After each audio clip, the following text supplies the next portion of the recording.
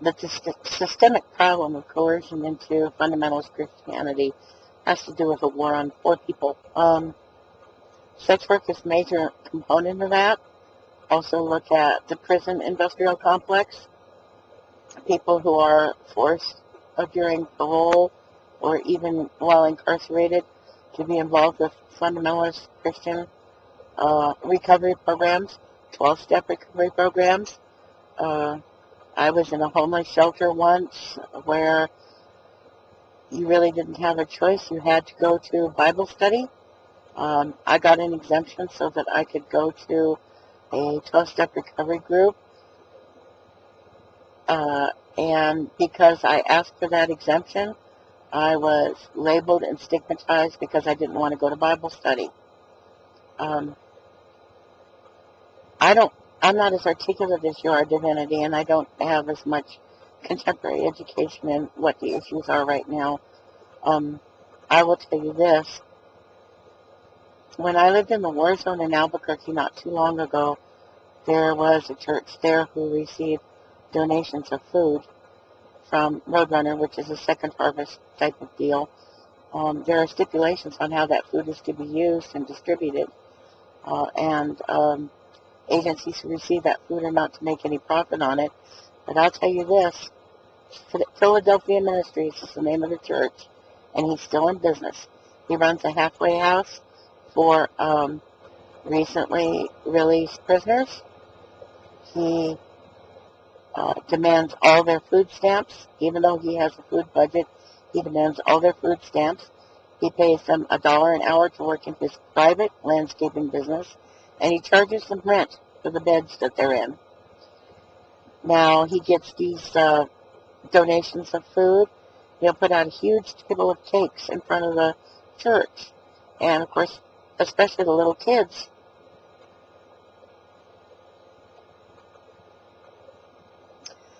will come for the free sugar. They have to bring the cake inside and go inside, and he locks the door, and he forces them to listen to a sermon in Spanish and English. And then there are other churches from outside the area who would come every Sunday morning with school buses and park in the intersection with twinkly, shimmery music playing out of loudspeakers with big, giant pickle jars, like a gallon jar full of candy, and scoop up all the little children and take them to church for indoctrination. Now, I can't get anybody to help me figure out how to get to the Reason Rally. There's supposed to be buses, but there are no buses in my area, and everybody's just kind of going, oh, well. Their Facebook page doesn't respond to requests for information. The Reason Rally website doesn't respond to requests for information. I'm rural, I'm poor, I have a lot to contribute to atheism, and this area sure needs some secularism, and I sure need some support in my activism. I'm alone out here as far as I know. And I can't get to the Reason Rally. So the Reason Rally won't represent me, my community, the community I'm living in. I can't call it mine. It won't represent because it won't be aware of us and we won't have a voice. So it'll be the academics and the snobs looking down on the ignorant Christians. And in the meantime, we are being processed like cheese by Corrections Corporation of America, privatized prisons, making a bundle off of taxpayers, people getting scooped up off the streets over trivial offenses and put in these private jails, and your tax dollars paying for them.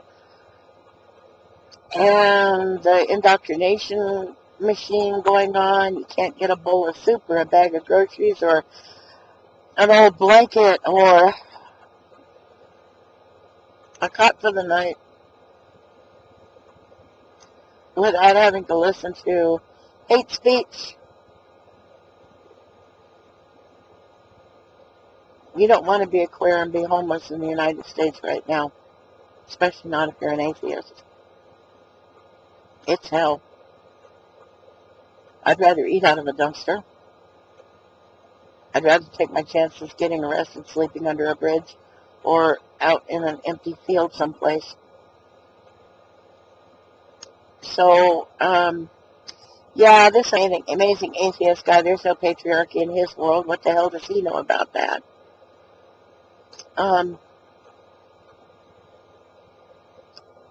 It's a point around which we can all rally, and around which we should.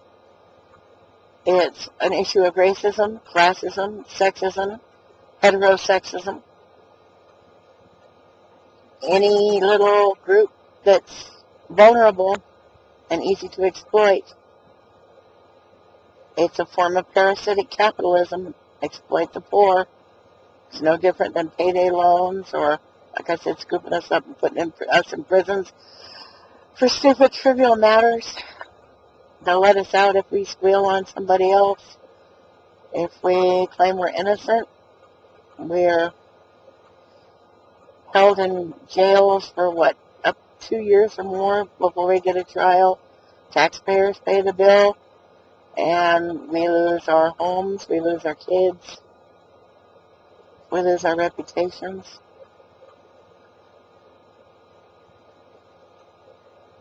It's a class issue.